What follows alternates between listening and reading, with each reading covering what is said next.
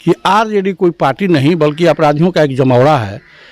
जब जब सरकार में आती है आपराधिक घटनाएं बढ़ जाती हैं। ओम प्रकाश जी, दिन दहाड़े हत्या हो रही है, मोटरसाइकिल छीनी जा रही है, अपहरण हो रहे हैं, बलात्कार की घटनाओं में और प्रोमोटेड एसपी को सिवान में भेजा गया। इस जन्म में तो नहीं, अगले जन्म में भी नीतीश कुमार प्रधानमंत्री नहीं बन सकते हैं। हम ये बात हम देख रहे हैं कि जो लोग जनप्रतिनिधि हैं अपने गाड़ी में अपराधी किस्म के लोगों को हथियार थमा करके और अपने गाड़ी में घुमाते हैं।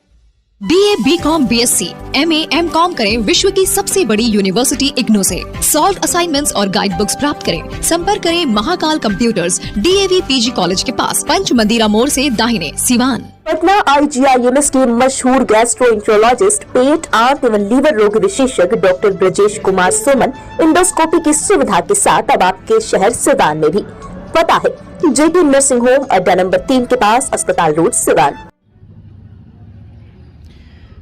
नमस्कार, न्यूज़ इंडिया तक देख रहे हैं आप। मेरा नाम फ़हीम खान है। सिवान इन दिनों अपराध के मामले में इतना ज़्यादा बढ़ गया है कि आए दिन अपराधी जो हैं वो घटना को अंजाम दे करके आसानी से भाग निकलते हैं। सिवान SP या सिवान जिला प्रशासन जो है कई अपराधियों को धर दबोचने का भी काम करती है, लेकिन कई सारे अपराधी जो हैं अभी भी फरार चल रहे हैं, जिस पे लोगों की गिरफ्तारी नहीं हो रही है। सिवान के लोगों में इस तरह से डर समा गया है कि अपराध रोड चलते लोगों को जो अपराधी हैं वो अपराध कर दे रहे हैं, हत्या कर दे रहे हैं। छिनतई का भी मामला कई सारा सामने निकल के आ रहा है। एक दौर था जब शहाबुद्दीन साहब जिंदा थे और सिवान के सांसद हुआ करते थे। उस वक्त लोग ये कहते थे कि ये जंगल राज है, आरजेडी की सरकार है बिहार में, जंगल राज है और सिवान में शहाबुद्दीन है, इसलिए जो है कि शहाबुद्दीन के लोग जो है उनके इशारे पे हत्या कर रहे हैं, उनके इशारे पे लूट कांड कर रहे हैं। कई तरह का मामला निकल के सामने आया, लेकिन आज शहाबुद्दीन नहीं है। उसके बावजूद भी सिवान में आपराधिक घटनाएं बढ़ते जा रही हैं।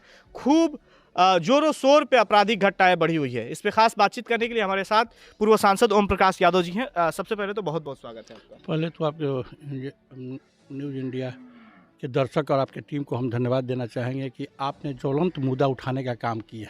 निश्चित रूप से बार बार हर चैनल पर हम ये बात कहते हैं कि आरजेडी कोई पार्टी नहीं बल्कि अपराधियों का एक जमौरा है।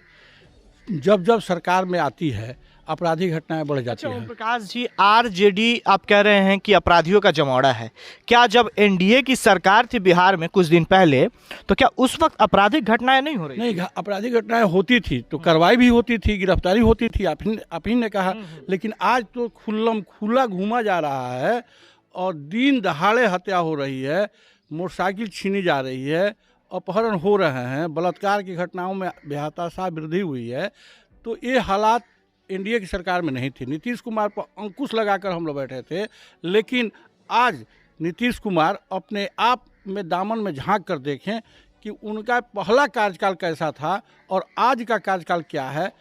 फैसला जनता तय करेगी। आने दीजिए 24 और 25 का चुनाव, फैसला जनता तय कर देगी। अच्छा, 24 में नीतीश कुमार ये चाह रहे हैं कि उनके सर पे जो ताज है वो प्रधानमंत्री का ताज हो।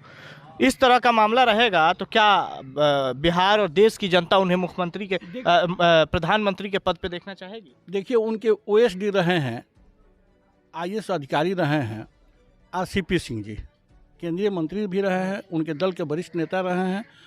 उन्होंने कहा कि इस जन्म में तो नहीं, अगले जन्म में भी नीतीश कुमार प्रधानमंत्री नहीं बन सकते हैं। ये बात हम नहीं कह रहे हैं, उनका सहयोगी साथी कह रहा है, उनके दल के लोग कह रहे हैं जो उनके वरीय रहे हैं।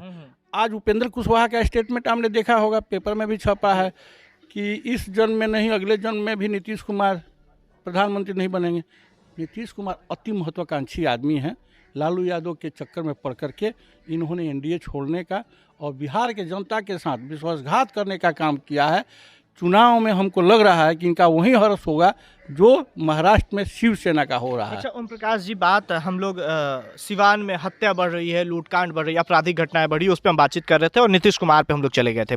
ये बताइए कि शहाबुद्दीन जब थे तो ये कहा जा रहा था कि सिवान के पूर्व सांसद शहाबुद्दीन साहब जो थे उनके दिशा निर्देश पे हत्या किया जा रहा था, लूट की घटना को अंजाम दिया जा रहा था, या फिर उनके जो लोग थे उनके नाम पे इस तरह के काम किया करते थे। अब तो शहाबुद्दीन इस दुनिया में है नहीं, अब कौन कर रहे हैं? क्या शहाबुद्दीन आकर के फिर करवा रहे हैं? नहीं, देखिए, सीढ़ी को हम ऊपर से बाहर कर नीचे लाते हैं। सरकार की मंशा अगर हो कि हमें आपराधिक घटनाओं पर अंकुश लगानी हो तो तेज तलार पुलिस अफसर को जिला मुख्यालय भेजा जाएगा। यहाँ तो सरकार ने पैसा लेकर के जिला देने का काम कर रही है, तो जो पुलिस पदाधिकारी पैसा देकर करोड़ों करोड़ रुपया आएंगे तो आपराधिक घटनाएं बढ़ेगी, तब पैसा वसूली जाएगी। आज नए नए पुलिस पदाधिकारी जो तेज तरार जाने जाते हैं वो सेंटरिंग में हैं और प्रोमोटेड एसपी को सिवान में भेजा गया है। आपराधिक घटनाएं आम जनों के साथ भी हो रहा है। आपके कहने के मुताबिक क्या लग रहा है कि सिवान के जो एसपी है शैलेश कुमार सिन्हा, उनके द्वारा अपराधियों पे लगाम नहीं लगाया? कोई लगाम नहीं। आपने देखा होगा, आप भी सिवान के, हम भी सिवान के हैं। एक सुधीर बाबू एसडीपीओ थे जो कनीय पदाधिकारी एसपी से बहुत छोटे रैंक में थे, लेकिन अपराध और अपराध को नियंत्रित किए थे। उनके खौफ था एसपी साहब हमारा और आपका घर कब तक कगोरेंगे, उनका रुतबा चलना चाहिए, प्रशासन का खौफ होना चाहिए। आज अपराधियों के दिन दहाड़े गोली लग जाती है, पत्रकारों को गोली लग जाती है, लोकतंत्र के आप प्रहरी हैं, आप पर गोली चलती है, तो इसका मतलब लोकतंत्र की हत्या की जा रही है। तो हमको नहीं लग रहा है कि प्रशासन कोई ठोस कदम उठा रहा है। क्या लग रहा है सत्ता में जब आएंगे तो इन सब चीज़ों को लेकर क्या करेंगे? क्योंकि चुनाव भी नज़दीक है, लोकसभा चुनाव आप लड़ेंगे, सिवान की जनता आप पे विश्वास करे और लोकसभा जिता दे, आपको सांसद बना दे, तो क्या लग रहा है अपराधियों पे क्या कुछ लगाम लगा? देखिए, आपने देखा होगा, हम 10 साल सांसद रहे, हमारे गाड़ी में हम एक गाड़ी लेकर चलते हैं और जिस लड़के पर आपराधिक घटनाएं होती है हम अपने गाड़ी में बैठाते नहीं हैं। प्रशासन का तो जवाबदेही बनता ही है अपराध पर नियंत्रण करना, लेकिन उससे कम जिम्मेवारी जनप्रतिनिधि का नहीं होता है। आज हम देख रहे हैं कि जो लोग जनप्रतिनिधि हैं अपने गाड़ी में अपराधी किस्म के लोगों को हथियार थमा करके और अपने गाड़ी में घुमाते हैं, न्योता हकारी करते हैं, जनता में खौफ पैदा करते हैं। अच्छा, ये इशारा किधर होगा? ये जनता समझे, हम किसी का नाम नहीं लेंगे। तो इसलिए ऐसे तत्वों से सतर्क रहने की ज़रूरत है। जब हम सत्ता में आएंगे, हमारी सरकार बनेगी, हम लोग गौतम बुद्ध और महावीर के बिहार को सजाएंगे, संवारेंगे और निश्चित रूप से राजेंद्र बाबू का सीमान अपराध मुक्त सीमान बनेगा। आपने देखा होगा कि मेरे शासनकाल में हम जब सांसद थे तो उस काल में आपराधिक घटनाएं नहीं होती थी। सारे लोगों को निहोरा पाती, ऐसा नहीं हम बाहुबली हैं, लेकिन निहोरा पाती करके अपने सगा संबंधी को भी ने कह दिया था कि किसी से उधार नहीं लेना है, उधार लेना भी है तो दुकानदार को समय से पहुंचा भी देना है।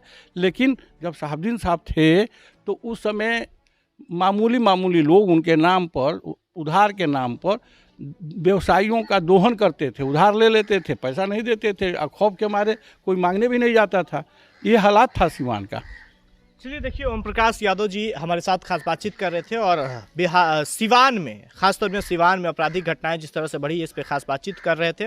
और इन्होंने इशारा में क्या कुछ कहा है, इन्होंने कहा है कि हम अपने गाड़ी में अपराध में लिप्त लोगों को या फिर किसी केस में आपराधिक घटना में लिप्त लोगों को हम अपने गाड़ी में नहीं बैठाते हैं, लेकिन इसी सिवान में कई ऐसे नेता हैं और इनका इशारा कहाँ है और हम क्या कहना चाह रहे हैं आप जानते होंगे बखूबी कि ऐसे नेता हैं जो कि बंदूक पकड़ाते हैं अपराधियों को और अपने गाड़ी में बैठा करके न्योता में जाते हैं, शादी ब्याह और अलग अलग कार्यक्रम में घूमते रहते हैं और पिस्तौल और अलग अलग बंदूक जो है दे करके अपने प्राइवेट गार्ड बनाए है ना, प्राइवेट गार्ड बना करके घूम रहे हैं। इस पे भी जो है कि जिला प्रशासन अगर चाहे तो अंकुश लगा सकती है। लेकिन देखिए, सिवान में आपराधिक घटनाएं बहुत ज़्यादा है और जब शहाबुद्दीन साहब थे उस वक्त और ज़्यादा होता था, ऐसे लोग कहते हैं।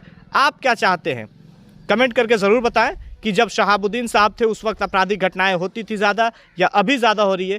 पूरा मामला क्या है वो आप समझ ही गए हैं, कमेंट करके ज़रूर बताएं। इसे फेसबुक पे देख रहे हैं तो पेज को लाइक करें, यूट्यूब पे देख रहे हैं तो चैनल को सब्सक्राइब करें। बहुत बहुत धन्यवाद। स्टूडेंट क्रेडिट कार्ड के साथ करें job oriented course, BTech, polytechnic, hotel management सहित अन्य प्रोफेशनल कोर्स। एडमिशन के लिए आज ही संपर्क करें एनुराज एजुकेशन एंड वेलफेयर ट्रस्ट।